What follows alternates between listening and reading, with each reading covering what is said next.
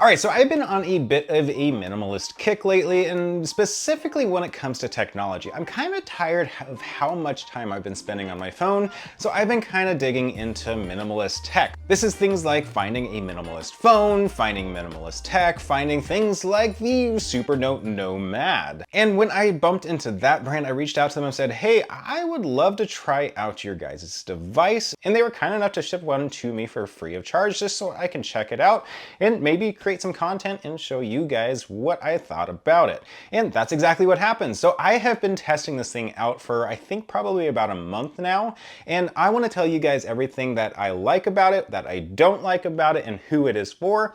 And I'm also going to get into my first impressions on the device, because of all devices I've ever had, the first impression on this was not as good as the device actually was. So with that said, let's get right into it. Alright, so let's talk about what the Supernote Nomad is. Now, this is probably a device you probably have never heard of, and that's because it's kind of a niche device. It is a 7.9-inch diagonal screen e-ink device. It's built off of Android 11, however, it doesn't have access to the Android App Store, and instead uses its own overlay that includes things like being able to have Kindle Reader on it. It has a drawing application, and of course it has tons of ability around taking notes, as it works really well with some proprietary styluses. And the essential idea behind the device is really to basically replace anything you might write on or read with. Now, the nice thing about it is because it's an e-ink display, it doesn't have blue light or anything like that. In fact, it actually doesn't even have a backlight of any form, so it's very much like using a piece of paper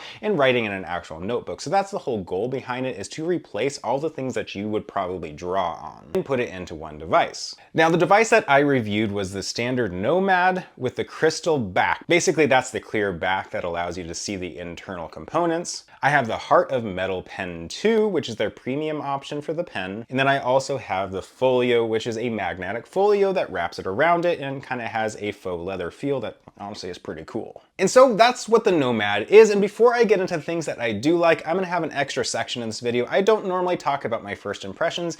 However, I actually think it's really important because I think some of you might return this device before you have the chance to get used to it.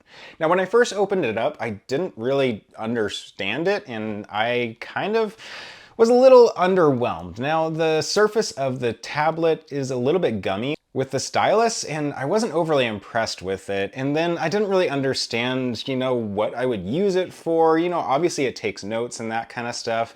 And so I just wasn't overly impressed with it. So I set it down, and honestly, I review products for a living. So I try to give every product that a brand sends out to me a chance. And so the next day I really was like, all right, I'm gonna start putting this into my life and really getting used to it. So I did the full software update. I downloaded the Kindle app. I downloaded the drawing app. I logged in and did everything that I could to kind of integrate it into my life. And I'm really glad I did, because while my first impressions on it were not all that great, once I integrated it into my life, it's something that I miss if I forget to grab it. And it's really worked my way into my life of things like I take it to church to take notes, I have it on my desk all the time, it's my to-do organizer, all that kind of stuff. The only thing I don't really use all that much is the calendar app, because let's be honest, I think the calendar app on my phone is considerably better. But don't count this device out if you don't like it the first time you pick it up, because first impressions are not necessarily what it actually is. And so I'd recommend giving it a chance if you guys did purchase it. And let's go ahead and talk about the things that I do like about it. So number one, everything is in one place. Now, like I was talking earlier, I'm trying to find ways to get off of my phone and into something that isn't so blue light. You don't just find yourself doom scrolling the news and that kind of stuff. And this has done a great job of it. I've been able to move everything like my to-do list over to this device. I've been able to try to do drawing again. I'm not very good at drawing, but I really want to get good at drawing, and that is really nice to be able to have that. And anytime I'm on a phone call, I take my notes on this device. So the next thing I really like about this device is just how much it does actually feel like drawing on paper. Now, I talked a little bit earlier, the first time I used it, it felt a little bit kind of gummy, and it's a really bit hard to kind of describe what that means. However, it just had a little bit too much, I don't know, just kind of rubbery feel to it.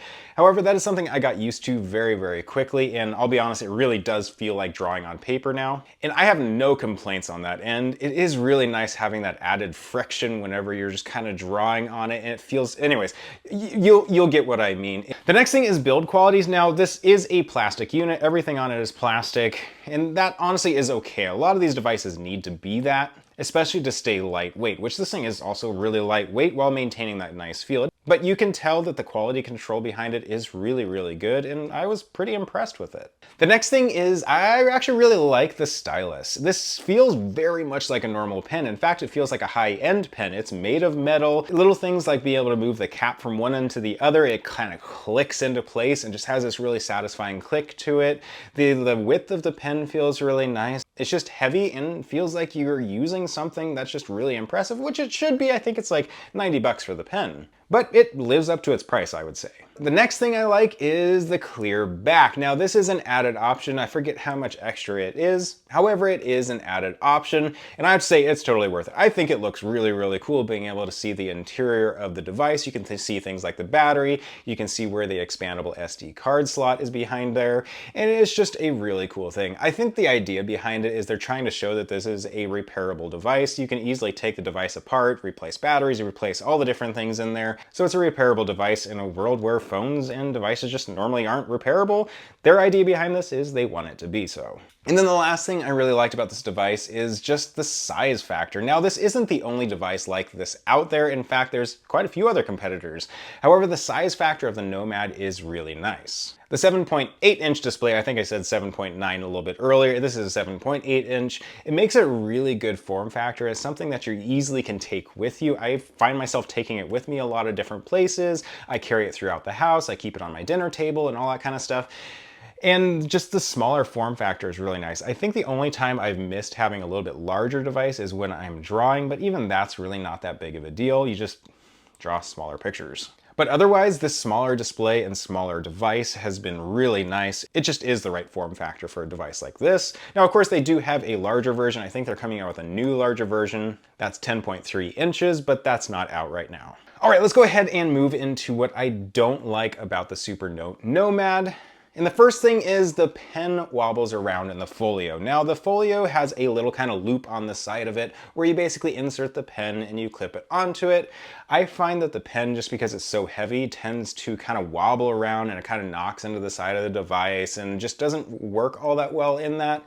It is kind of annoying, but it's a small issue, but something that's kind of stood out to me. And then the next thing that I don't like about the device, its file system is kind of iffy. I'm not a big fan of the file system. It's actually kind of hard to find all the different stuff that I've been doing, and it's honestly kind of hard to find my way into the file system. You can tell that this probably was created by developers and is for kind of techie type people. Now, I consider myself a techie person, but it definitely isn't quite as user-friendly in the file system as opposed to things like an iPhone where everything just kind of makes sense.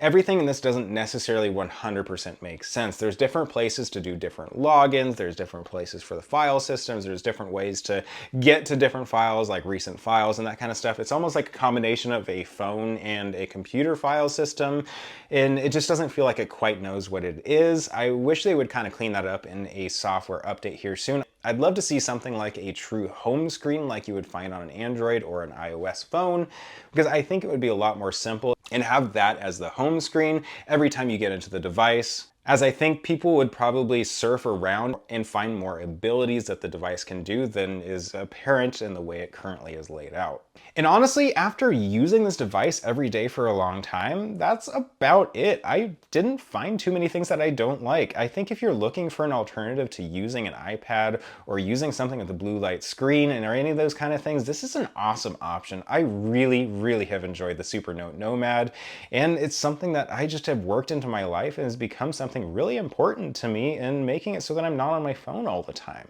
And that's exactly who this device is for. If you're somebody that's trying to get off of your phone, wanting to be able to have a little bit more natural of a feel when you're using a device, but don't want to carry around a ton of notebooks, don't want to, you lose notebooks, they just go all over the place. It's really for those kind of people that are wanting to spend less time on their phones, less time on their computers. I would really recommend it. It's for those kind of people. Now, I do have a link down in the description if you guys want to purchase this for yourself. And if you guys want to subscribe, if you like devices like this, I'm going to be having a lot more of them coming up here soon. Make sure to subscribe and like this video as it helps me out in the algorithm.